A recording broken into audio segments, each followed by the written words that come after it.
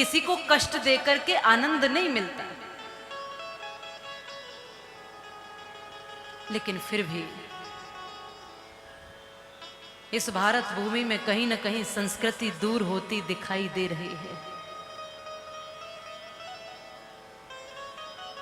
और जब संस्कृति दूर होती दिखाई देती है, ऐसा लगता है फिर से वो राक्षस कहीं वापस हमारे मनों में आकर बैठा।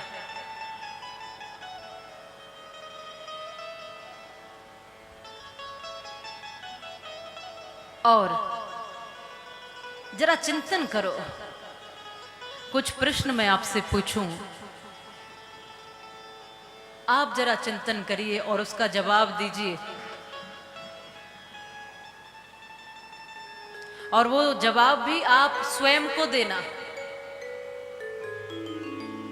कई बार किसी व्यक्ति को कहो कि आप बहुत ज्यादा बोलते हो, तो वो कहेगा नहीं मैं बिल्कुल नहीं बोलता। किसी को कहो कि आप झूठ बोल रहे हो, तो कहो वो कहेगा कि मैं नहीं बोलता।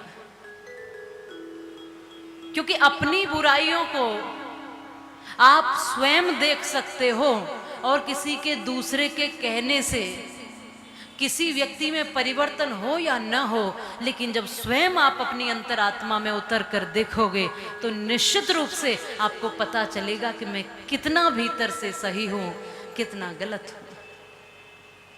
ये खुद ही व्यक्ति को पता चल सकता है। मैं रोज चिल्लाती रहूं, पहले अपनी बुराई देख ले, उम्र भर की कमाई देख ले, तो ये मुश्किल हो जाएगा। मैं रोज कहती रहूं दूसरों के गुण व अपनी गलतियां देखा करो और जिंदगी में हूबहू कुछ झलकियां देखा करो। हसरतें महलों की गर तुझको सताए आन कर, तो कुछ गरीबों की भी जाकर बस्तियां देखा करो। भूल से अगर आ जाए सिकंदर सा गुमान, तो हाथ खाली आते जाते अर्थियां देखा करो।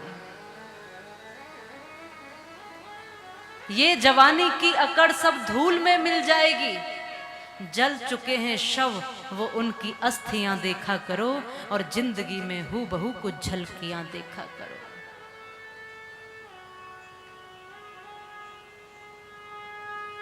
इतना क्रोध, इतना नफरत, इतनी ईर्ष्या एक दूसरे से क्यों है इस समाज में? जब हम देखते हैं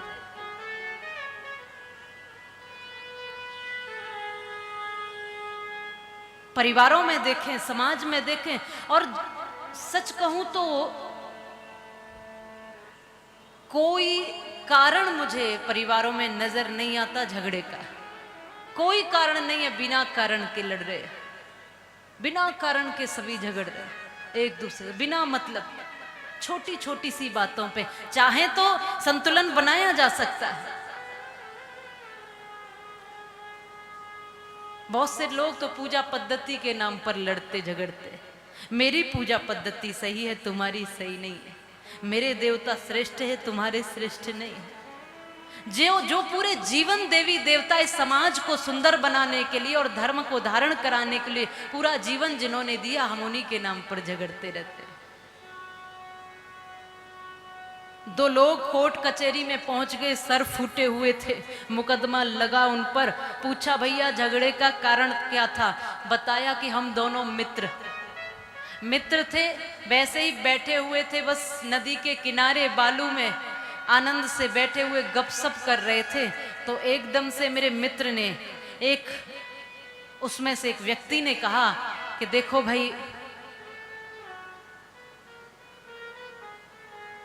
मैं भैंस खरीदने वाला हूं। दो मित्र बैठे हैं, ऐसे ही गपशप हो रही है। कहा कि मैं भैंस खरीद रहा हूं। दूसरे ने कहा कि भैंस मत खरीदना। क्यों? क्योंकि मैं खेत खरीदने वाला हूं। तुम भैंस मत खरीदना क्योंकि मैं खेत खरीदने वाला हूं, और तुम्हारी भैंस कभी मेरे खेत में गलती से चली गई और मेरी फसल का नुकसान हो गया तो हमारी मित्रता टूट सकती है। मैं पहले से सावधान कर रहा हूं। उसने कहा कि मैंने पहले खरीदने का मन बनाया है, तुम खेत खरीदना छोड़ दो, तुम इस विचार को छोड़ दो, मैंने पहले मन बनाया है। और भैया सुन, वो तो पशु है, उसका क्या, वो तो जा भी सकती है, फसल में नुकसान भी कर सकती है। लेकिन एक बात बताए दे रहा हूं, यदि मेरी भैंस को थोड़ा भी तूने कुछ कह दिया तो तेरे फसल में आग लगा दूंगा।